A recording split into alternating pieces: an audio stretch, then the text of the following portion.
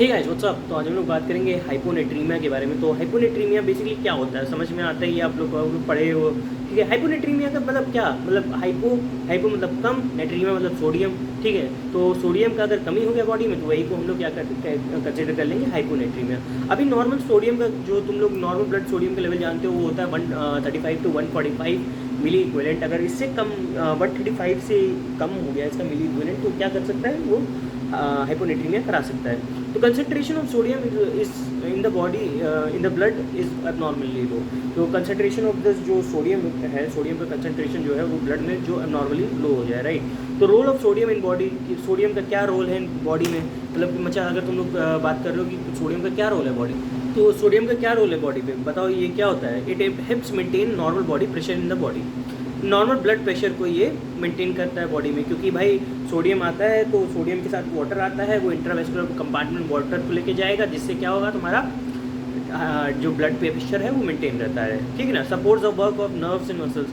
देखो जानते ही हो तुम लोग कि सोडियम जो है, सोडियम चैनल्स होते हैं नर्व्स पे, मसल्स पे, तो उसके वर्क को ये सपोर्ट करता है, right. Regulate the body fluid balance, ये बॉडी फ्लूइड बैलेंस को मेंटेन करता है, क्योंकि सोडियम के साथ वाटर एसोसिएटेड होता है, तो इसलिए बॉडी फ्लूइड बैलेंस के लिए बहुत ही इंपॉर्टेंट होता है। Hyponatraemia occurs when the sodium in the blood falls below 135 milli equivalent. यही चीज़ मैं बता रहा कि अगर 135 से आपका मिली इक्विवेलेंट से कम हो जाए आपका सोडियम कंसनट्रेशन तो क्या कराएगा वो हाइपोनेट्रीमिया करा सकता है, राइट। इसकी इडियोलॉजी क्या होगी, इडियोलॉजी में कुछ मेडिकेशंस दे दो कि जैसे कि कोई मेडिकेशंस के कारण से हो गया, certain medications can lead to hyponatraemia, right.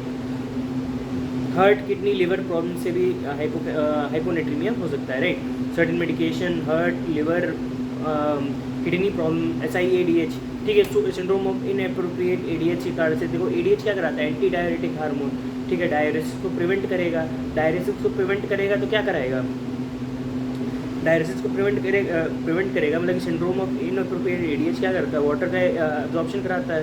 तो वाटर का ज़्यादा एब्जॉर्प्शन होगा एज कम्पेयर टू सोडियम, तो क्या करा सकता है हाइपोनेट्रीमिया करा सकता है। क्रॉनिक सीवियर वॉमिटिंग, और ये क्या होता है कि ये बंदे ने क्या कराया कि क्रॉनिक सीवियर वॉमिटिंग करा दिया, मतलब कि बहुत ज़्यादा वॉमिटिंग किसी को हो रही है और डायरिया और other causes of dehydration.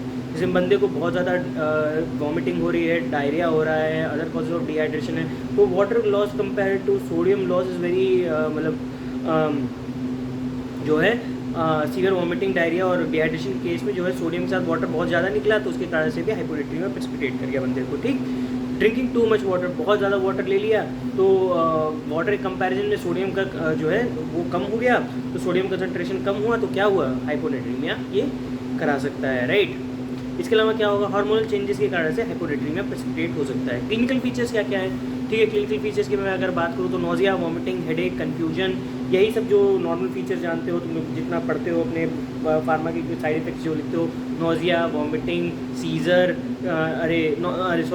Nausea, vomiting, seizure, confusion, ठीक है ना, हेडेक, ये सब जो लिखते हो वही यहाँ पे भी लिख देना है जितना फार्माकोलॉजी में पढ़ते हो। नोजिया, वॉमिटिंग, हेडेक, सीजर, ठीक है ना, और क्या लिखते हो, confusion, loss of energy, drowsiness, fatigue, loss of energy हो गया, फटीग हो गया, ड्राउजीनेस हो गई, रेस्टलेसनेस, इरिटेबिलिटी हो सकता है। ड्राउजीनेस के अलावा भी रेस्टलेसनेस के साथ भी बंदा प्रेजेंट कर सकता है। मसल वीकनेस, स्पाज्म, क्रैम्प्स, कोई मसल वीकनेस हो गया, स्पाज्म हो गया मसल्स का, या क्रैम्प्स हो गए बॉडी में, कोमा के कारण से भी ये हो सकता है। डायग्नोस्टिक इवैल्यूएशन क्या है, डायग्नोस्टिक इवैल्यूएशन में कैसे करोगे, इसका डायग्नोसिस कैसे करोगे, हिस्ट्री लोगे पहले तो, फिर फिजिकल एग्जामिनेशन कराओगे, फिर ब्लड बायोकेमिस्ट्री करा सकते हो, ठीक है। पहले तो हिस्ट्री ले लो कि इस बंदे की क्या हिस्ट्री रही है, पुराना केस है हाइपोनेट्रीमिया का या नया केस है, ठीक है। उसके अलावा तुम उसका फिजिकल एग्जामिनेशन कराओ कि हाँ सही है नहीं है, ब्लड बायोकेमिस्ट्री कराओ सही है नहीं है, और ट्रीटमेंट से कैसे कर सकते हो, IV फ्लूइड्स दे दो, ठीक है ना। IV फ्लूइड्स दे दोगे अलॉन्ग विद, मान लो कि थोड़ा सा NS डाल के IV फ्लूइड्स दे दे तो वो बंदा ठीक हो जाएगा,